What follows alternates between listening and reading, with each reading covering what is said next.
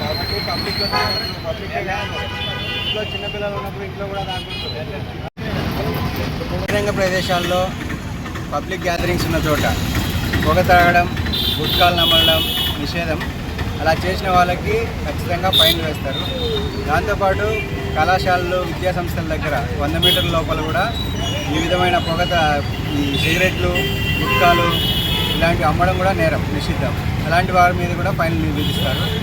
Operation campus free zone ఈ కార్యక్రమం ఒకటి ఏర్పాటు చేసి దీంట్లో భాగంగా అన్ని విద్యాసంస్థల దగ్గర ఉన్న కిరాణా స్టోర్స్, బంకులు, షాపులు వీటి మీద చెకింగ్ చేసి అక్కడ ఎక్కడైనా సరే 100 మీటర్ల లోపల కనుక ఇలాంటి సిగరెట్లు, గుట్కాలు ఇలాంటి విక్రయాలు జరుగుతుంటే వాళ్ళ మీద చర్యలు తీసుకోవడం జరుగుతుంది. దీని మీద ప్రజలందరికీ అవగాహన కల్పించాలి మీ ద్వారా కోరుతున్నాను. ప్రదేశాల్లో డ్రింకింగ్ చేసే వాళ్ళకు కూడా ఇది ఒక హెచ్చరిక. కంపల్సరీగా అలాంటి వాళ్ళను ఎవరైనా సరే బహిరంగ ప్రదేశాల్లో డ్రింక్ చేస్తున్నట్లయితే వాళ్ళని పట్టుకెళ్ళి కోర్టు ద్వారా వాళ్ళకి చట్ట ప్రకారం ఏ విధమైన శిక్ష విధించాలో విధిస్తారు. వాళ్ళకి కూడా భారీగా ఫైన్ విధించే అవకాశం ఉంది. కాబట్టి బహిరంగ ప్రదేశాల్లో తాగొద్దు, అలాగే తాగి వాహనం నడపొద్దు. మీ ద్వారా ఇటువంటి ఫైన్లు, ఈ 10,000 రూపాయల ఫైన్లు అనేది ఎటువంటి విచక్షణ లేదు. ఖచ్చితంగా 10,000 రూపాయలు ఫైన్ వేస్తారు.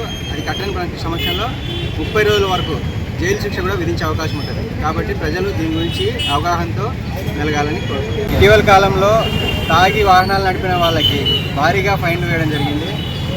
మన ఎమ్మిగనూరు కోర్టు వారు ప్రతి ఒక్కరికి 10,000 రూపాయల ఫైన్, తాగి వాహనాలు నడిపిన వాళ్ళకి, డ్రంక్ అండ్ డ్రైవ్లో పట్టుబడిన వాళ్ళకి 10,000 రూపాయల ఫైన్, అలాగే ఈ ఫైన్ కట్టలేని సమక్షంలో 30 రోజుల పాటు జైలు శిక్ష విధించడం జరిగింది.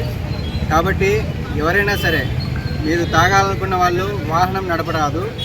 ఒకవేళ తాగి ఉన్నట్లయితే ఎవరో ఒకరిని పిలిపించుకొని లేదా ఆటో ద్వారా ఇంటికి వెళ్ళండి, అంతే తప్ప వాహనాలు నడపద్దు. ప్రాణాలతో పాటు ఇతరుల ప్రాణాలకు ముప్పు తీసుకురావు. Madhusudan Reddy, sub inspector of police, Emmiganur town.